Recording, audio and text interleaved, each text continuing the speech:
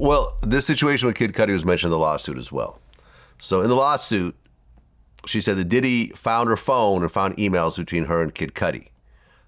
Diddy became enraged and proceeded to place a manual corkscrew between his fingers and lunged at Cassie.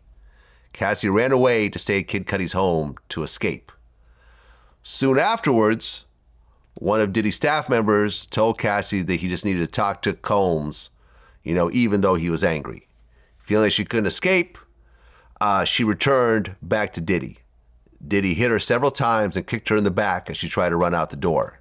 She went to her parents' home in Connecticut, where her mother took pictures of the bruises that Diddy left on her.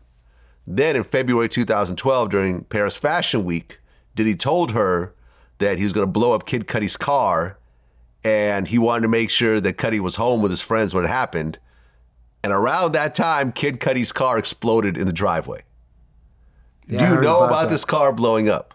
I heard about that. I definitely heard about that. And I found it quite funny that the car actually did get blow up. So I would say that was accurate. I would say that.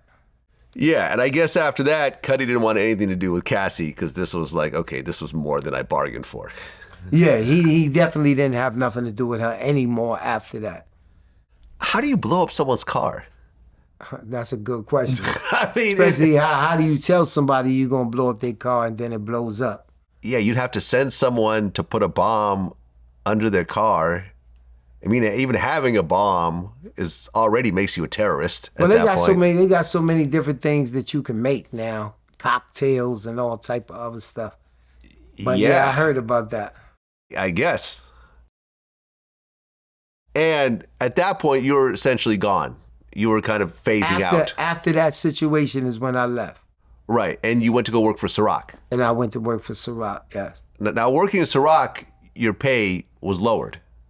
My pay was lowered. It was something that Diddy told me when he asked me if I wanted to leave. See, a lot of people get the misconception that I got fired. And no, I went to Diddy, and through the grapevine, I was trying to figure out ways to get away from him because it was just too much.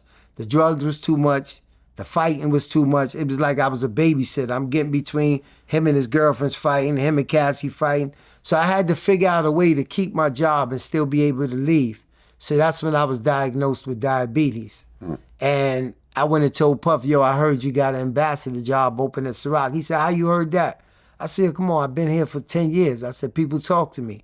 And then he said, all right, just give me some time. About a week later, he said, okay, I'm gonna let you go over there. He said, but you ain't making the same money over there that you're gonna make with me because I don't have no control of it.